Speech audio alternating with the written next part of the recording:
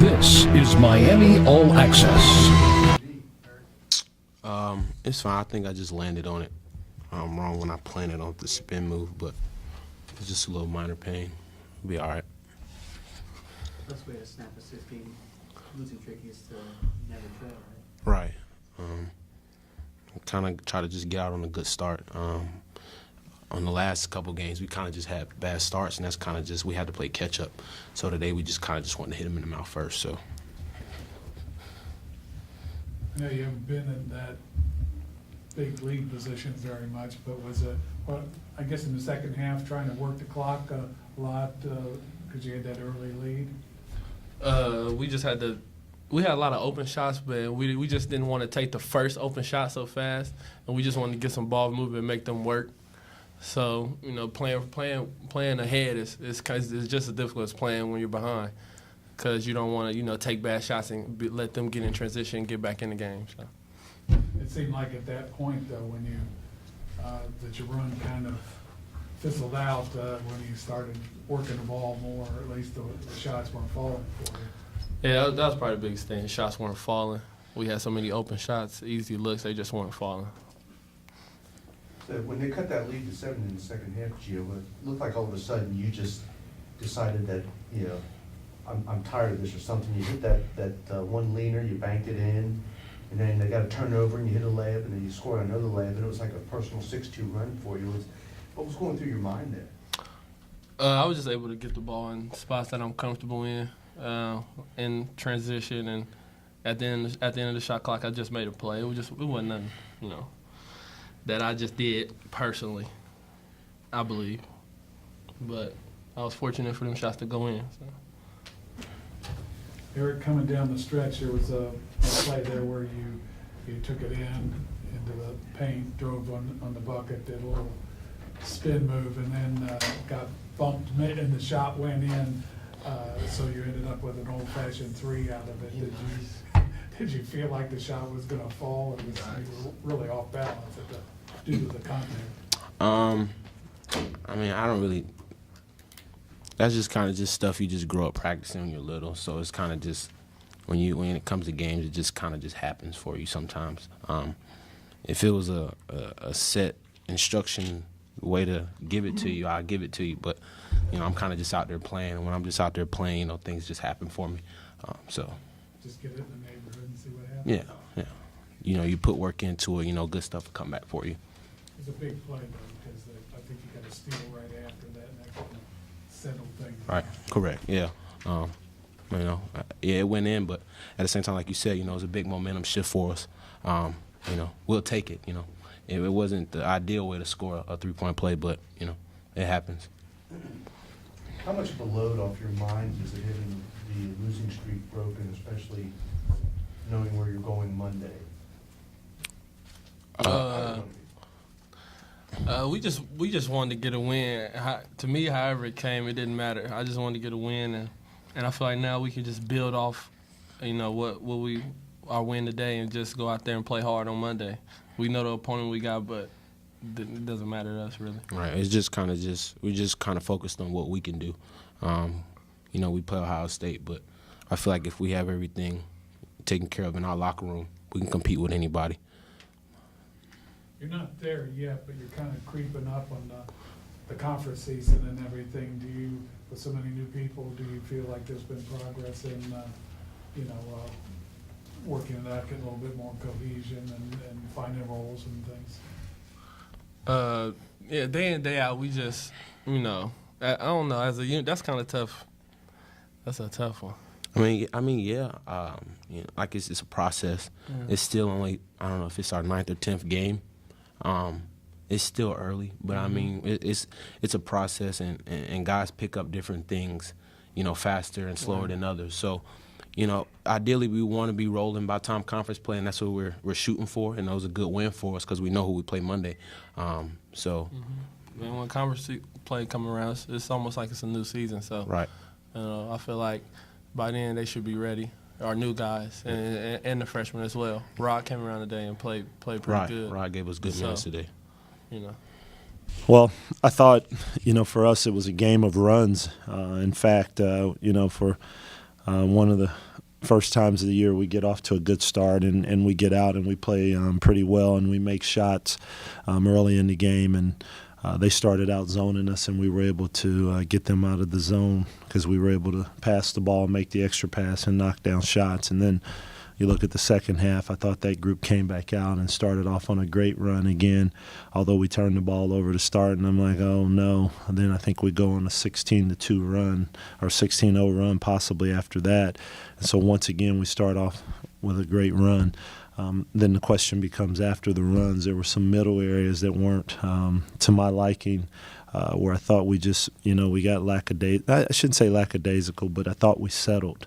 You look at the second half, there was a point when it was jump shot, jump shot, jump shot, jump shot. Instead of making the team have to defend you and understand that when you have a lead, that's when you're even more disciplined and you execute your offense and do those kinds of things. So, you're not just playing against your opponent at that point, but you're also playing against the clock, and there's a way to go about doing that. We're able to make free throws in the second half, so now that becomes another way for us to score the basketball if we wouldn't, execute. And they make a run and come back and cut the lead to either 8 or 6, I believe. And Giovanni's able to come through for us and makes 2 really good driving plays and is able to finish and bails us out of that situation. And so we've got to do a better job of understanding time and score and what's going on in the game and having a feel for it. And we'll get better with that, but we needed a win, and get some confidence going, and it's a lot better feeling when you're learning from a win than from a loss. And so, I congratulated our team, and it's been a tough stretch, but they haven't given in. They've continued to work, and so it's where you start off. You get a win. Now you look forward to the next game and play well and be positive in that game, and that's how you get it going. Questions? You've been on the other side of that scenario so often this year, where it's the other team that gets off to a good start, or you get off to a bad start, or both, and then you're clawing back and using all that energy at the top. Well, quite frankly, it's a little bit different. When you're down, you're hoping you can make a run. When you're up, you're expecting the team to make a run. So I think it's part of coaching. You're never quite happy, but we were, and our group should understand that it doesn't take much to get it going. And they made some shots. They hit a couple of threes and things like that. There were a couple times during the game where, balls batted around. We don't come up with the ball and those kind of things. And we'll get better at that, improve on that. Some of that is size, but some of that is understanding that you just got to go and get the daggone ball and take it over. And so. But they did. The positive thing about their run is that our group weathered the storm, and then we were able to come back from it and then, stretch the lead a little bit again from there. Is there anything in particular since they had that flurry that you mentioned? Actually, it seemed like both halves they kind of had a flurry, but especially in the second half, they started working the clock, working the ball. Anything in particular you saw that was breaking down there while they sort of fizzled? Well, one, I thought there were a couple times when they were able to drive the ball on us in straight lines, and so that obviously creates a problem. Chris ends up in foul trouble. And then, two, I didn't think we helped ourselves. I thought we actually helped them because we weren't putting any pressure on their defense and forcing them to have to defend the basketball. We would go 7-8 possessions. I'll count them on film tonight, but it was unbelievable. It was like jump shot after jump shot. And that's the way a team wants to be able to come back. If you're missing jump shots and they're rebounding the ball, then they're going to the other end. And so I thought it was a combination of things, that they did, as well as us also helping them. Along those lines, there were second half 2 of 11 on threes and 7 for 25 in the game. Is that? Well, I mean, 25 threes is a lot for us. I mean, make no mistake about it. I've coached a few teams where 25 was a good number. I don't think it's a good number for us unless we're hot. But here's what happens a lot of times. We made them in the first half. We're making shots.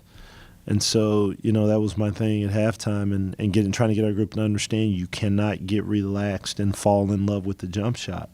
And so now you start taking them, you miss a couple, and now, the basket's not as big. And so we fell into that trap and took the threes. And some of them, certainly they were open looks, but if we're disciplined enough to pass up the open look earlier in the clock and make them have to defend it out, now we've got a chance to maybe get something that's a little bit closer to the bucket or even more. Maybe we get an even wider open look than what we were getting. And so, we're a work in progress.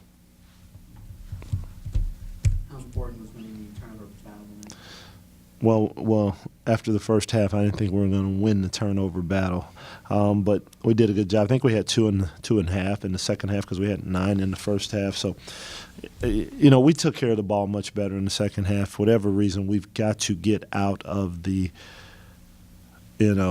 nonchalant with the ball mode and take care of the basketball and understand the way that you make runs, the way that you score the basketballs. You have to have possession of it. And I thought we did a much better job, like I said before, in the second half of that. But I thought our guys were more conscious of that also. Willie 0 for 3 tonight. Usually kind of expect him to, at least get the score sheet there.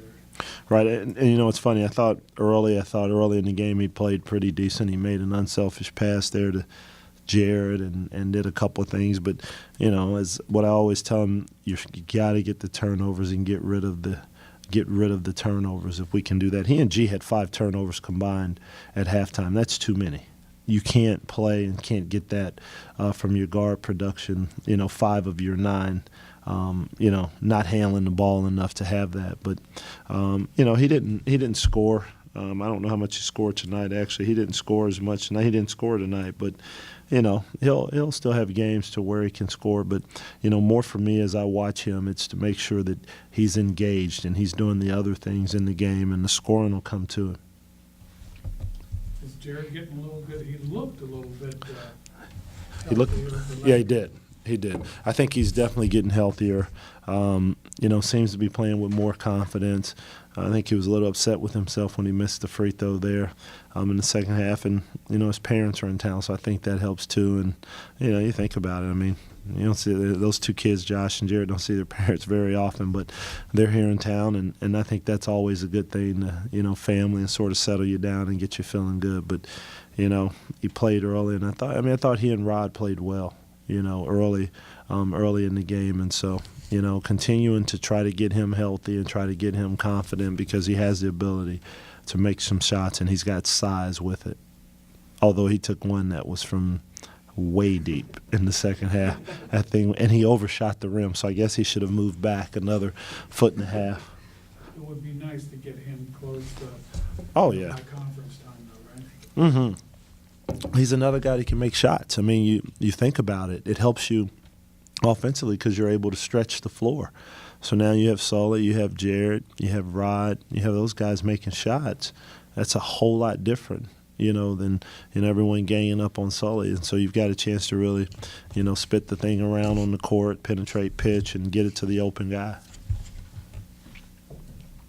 Inside game still a work in progress? Still a work in progress. I thought Chris actually played well, but then he got in foul trouble, and that sort of hindered him. But I liked his energy. I thought LJ gave us a couple of things tonight. He blocked a couple of shots, got a tip in. But, it is still a work in progress. But, for me, it's for them, be positive. If they can be positive and anchor and defend inside, then I think that's a really good thing. And the more and more we're able to make shots, the more it opens up for them, and now it becomes a much simpler decision when they catch the ball in the paint. LJ had a really nice lefty jump hook there today in the lane, and at the end of the day, when he rises up, the kids with his athleticism is shooting down on the rim, and so continue to build him up, continue to work, and if we can be positive in that area, I think that'll really benefit us down the stretch.